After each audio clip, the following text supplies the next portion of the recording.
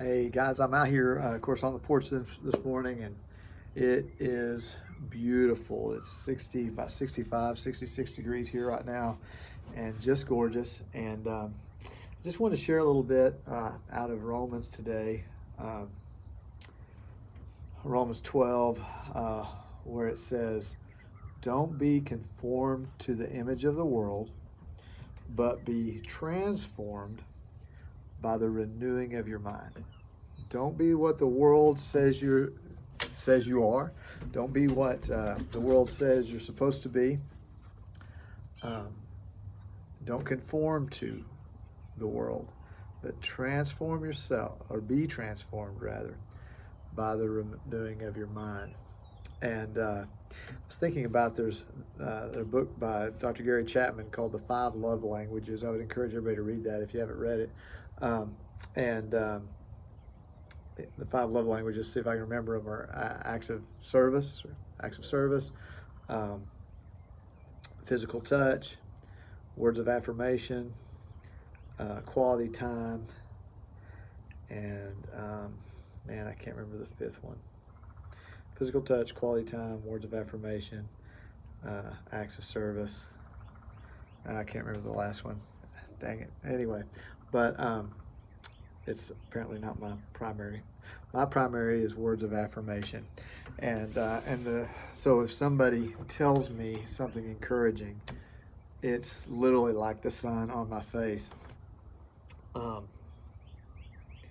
the flip side to that coin is if somebody says something discouraging or painful or hurtful, it wounds me deeply. Uh, my grandmother, her on my dad's side, Mama, her love language was acts of service.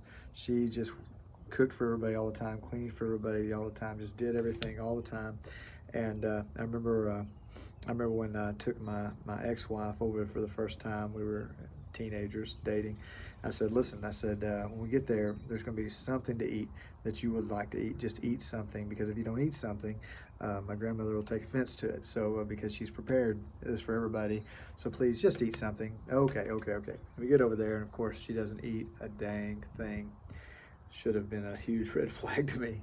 But and sure enough, a week later, my grandmother's like, "Well, I guess your little girlfriend didn't like me, and because that was her love language, was doing for people, and so if somebody doesn't receive your act of service, then it can affect you if that's your love language. If your love language is physical touch, and somebody is abusive to you physically, how hard is that for you, right? If your love language is quality time, and uh, and and someone never makes time for you, then and instead of the opposite, if they do make time for you and do great things with well, that feeds you, of course, right? And my primary love language is words of affirmation. And I say this because yesterday I had someone say something that is just burned in my head. Negative, something not affirming. And I have to do what Paul said to Timothy about take every thought captive, take it captive, hold it up to the cross, and because what we want to do when somebody says something to us or about us, we'll often want to believe that negative thing is true of everybody all the time, and believe the worst about ourselves. And regardless what someone in the world believes about you or says about you, we have to be able to conform to his image, transform our mind, think the way he thinks about us. There's a great song by, I think it's Lauren Daigle, "You Say," and I'm pretty sure that's who sings that song. And you say I am loved. What does God say about you? What's the truth about you? Because what we want to do is we want to believe all the bad things are true all the time about us. And we have to take that captive, like Paul said. And then, like Paul said in Romans, we have to renew our mind. We have to change the way we think about things. And the way we do that is we remind ourselves, what did God say about us? What does he say? You know, we're loved, we're forgiven.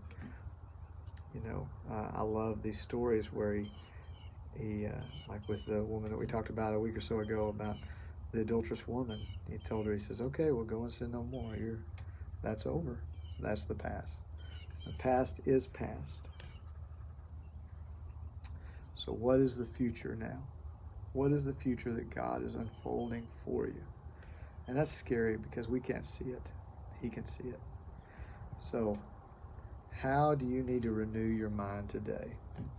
And I would encourage you to ask yourself, what are some things that people have said to you that have just wounded you deeply, really, really hurt you? And how can you take those thoughts captive? How do you need to renew your mind about those things? How do you need to see those things from God's perspective? Because he can see what caused them to say the thing, and he can see what your response to it, and he can see what it's going to look like on the back end after the healing. And guys, healing is your choice. You can either heal or not. You can continue to walk around wounded, bleeding on your family and friends, and hurting people, because hurting people will hurt people. Or you can get healed. And healed people can help people. So that's my word today, guys. Hope you're having a good day.